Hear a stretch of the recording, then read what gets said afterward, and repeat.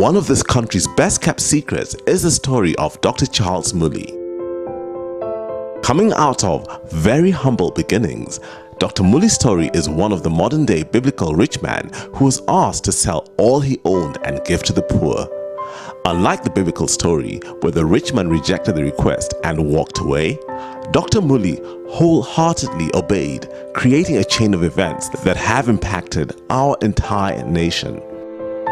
Founding the ministry, Mooley's Children's Family in 1989, Dr. Mooley and his family embarked on a journey of rescuing and rehabilitating homeless and abandoned children off the slums and streets of Kenya. With a heart that was driven by compassion, Dr. Mooley carried out his missions in the most desperate situations. Lillian, a small girl rescued from the jaws of death, was given a second chance at life and is now a bright and charming girl with great hopes and dreams for her nation. Hers is but one of the 7,000 plus success stories and another more than 2,000 plus children enjoying the love found in MCF's institutions. These lives have been transformed and given a second chance, receiving the best primary and secondary education, as well as hands-on skills in practical work. Not willing to be held back by lack of funds in his pursuit of the mission, Dr. Charles Mooley, early on in his work, developed a sustainable program that has now grown to become an example to other institutions around Africa and the world on how to achieve sustainability through agriculture. Now providing employment to 1,000 workers that include widows from neighboring communities, MCF's agriculture programs include growing of French beans for export, fish farming, poultry farming, cattle ranching, and the growing of grains for consumption within the institution. Being in a semi-arid region, Dr. Mooley has also embarked on a massive land reclamation and rehabilitation campaign, planting thousands of trees within and around the 5 campuses that MCF occupies, as well as having an extensive tree nursery that supplies seedlings to the Kenya Forestry Department, as well as other arid areas, such as the recent delivery of over 1 million seedlings to Lamu County. One would think that with major farming activities to run, children rehabilitation and environmental activities, Dr. Mooley's hands would be full. On the contrary, his work does not stop there, but the reality is, this man's heart is moved and well beyond the borders of MCF. Dr. Mooley fully believes that faith without action is dead, and over the years has proved this by going out to those in need around the country. During major droughts and food crises, Dr. Mooley has marshaled his friends and resources to provide relief and support to far-flung lands such as Turkana as well as Dadaab refugee camp. Even within his home county, Dr. Mooley runs massive food drives, feeding up to tens of thousands of people at least twice a year.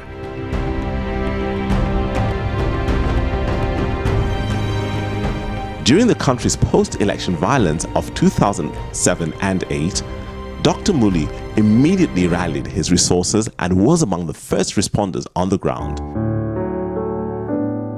After assessing the situation, Dr. Mooley provided much-needed volunteer workers and teachers to the Eldoret internally displaced camp that held over 30,000 people.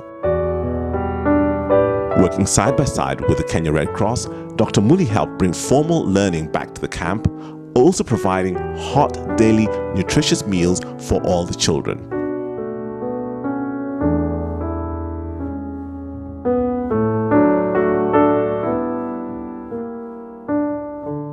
The support did not end there, as he also provided food rations to the adult population in the camp. To help with the trauma, children were provided with fun activities during the day that helped to keep their minds off the situation they were in. The dream of putting all these achievements into a book came to pass when Dr. Mooley met with Paul Boga, who helped put together the first book, Father to the Fatherless. So from father to fatherless, people can have a renewed look at what it means to really follow Christ.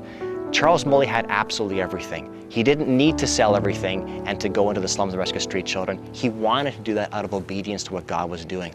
In our lives, the one poison that we can face is this notion of trying to control our lives, to make our lives comfortable, to have everything safe and sound. But Charles Mulley says, we have no mandate to control our lives. So from the first book, we can look and say, it's okay to surrender. It's okay to come to God and say, whatever you want, God, that's what I want to do. The book was then translated to German and Mandarin and has been launched abroad and is a bestseller.